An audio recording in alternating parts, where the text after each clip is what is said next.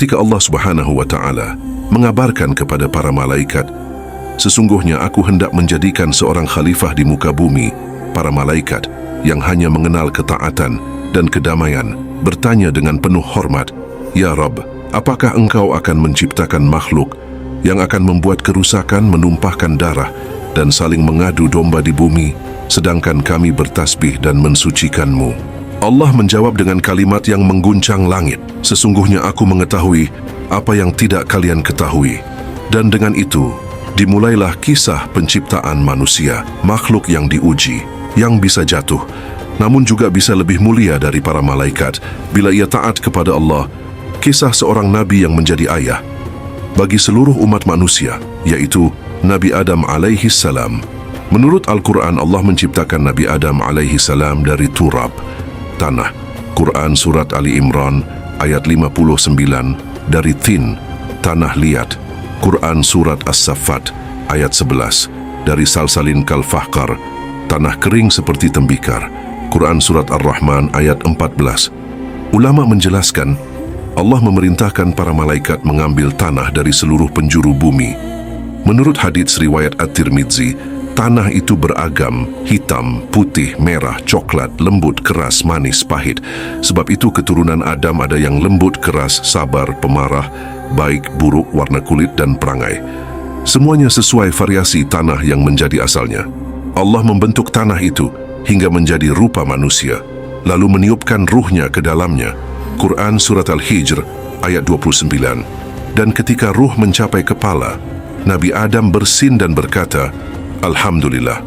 Lalu Allah menjawab, "Yarhamukallah." Adam hidup, bergerak, berdiri, menjadi makhluk pertama yang Allah ciptakan, sebagaimana ditegaskan dalam hadis sahih, hadis riwayat Muslim. Allah mengajarkan kepada Nabi Adam seluruh nama-nama benda, makhluk, dan konsep. Sebuah ilmu yang malaikat sendiri tidak mengetahuinya. Quran Surat Al-Baqarah ayat 31 dan 33. Ini adalah penghormatan terbesar. Manusia dimuliakan karena ilmu. Kehormatan besar yang menunjukkan kedudukan manusia di sisi Allah. Allah memerintahkan seluruh malaikat untuk sujud kepada Nabi Adam. Quran Surat Al-Baqarah ayat 34. Semua malaikat patuh, kecuali satu makhluk, Iblis. Ia menolak dan berkata, "Aku lebih baik darinya. Engkau ciptakan aku dari api dan dia dari tanah." Quran Surat Al-A'raf ayat 12. Kesombongan itulah awal dari kebinasaan.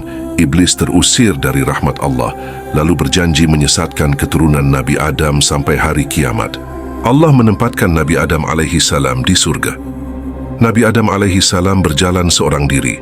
Beliau menikmati keindahan taman-taman, sungai-sungai jernih, dan udara yang dipenuhi kedamaian. Namun di tengah keindahan itu, hatinya mulai merasakan sesuatu yang baru. Sesuatu yang belum pernah ia rasakan sebelumnya, kesepian.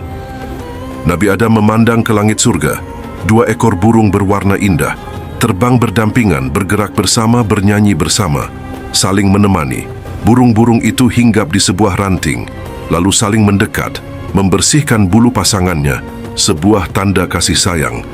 Nabi Adam tersenyum, namun hatinya terasa kosong. "Wahai Tuhanku, setiap makhluk kau ciptakan berpasang-pasangan, namun aku sendiri." Nabi Adam menundukkan kepala. Untuk pertama kalinya ia merasakan betapa berharganya seorang teman. Allah yang Maha Pengasih mendengar permohonan itu. Kemudian Nabi Adam dibiarkan tertidur. Dalam tidurnya yang dalam dan tenang, dalam sebuah riwayat sahih disebutkan, Hawa diciptakan dari salah satu tulang rusuk Nabi Adam. Hadis riwayat Bukhari dan Muslim. Ketika Nabi Adam terbangun, di sisinya telah berdiri seorang perempuan yang lembut wajahnya, anggun, dan penuh cahaya. Nabi Adam menatapnya dengan rasa syukur dan takjub. Perasaan kasih pertama muncul di dalam hatinya. Hati seorang manusia pertama yang baru saja mengenal makna kebersamaan. Dengan penuh kegembiraan, Nabi Adam mendekati Hawa, ingin memeluknya sebagai tanda syukur dan kasih. Namun sebelum ia menyentuhnya, suara yang maha agung memanggilnya.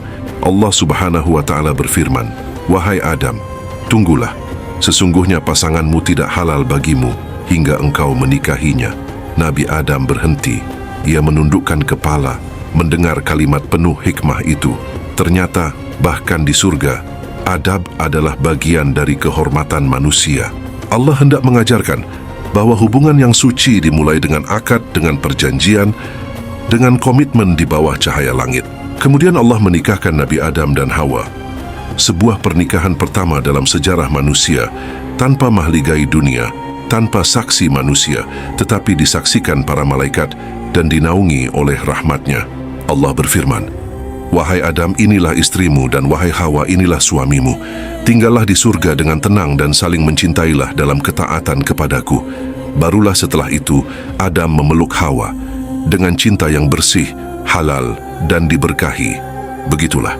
Bahkan di surga Allah mengajarkan bahwa cinta harus diasaskan pada adab. Kebersamaan harus bermula dari akad, dan pernikahan adalah ikatan yang dimuliakan langit. Dari pernikahan pertama inilah bermula perjalanan setiap insan, setiap keluarga, setiap hati yang mencari pasangan dalam ridha Allah.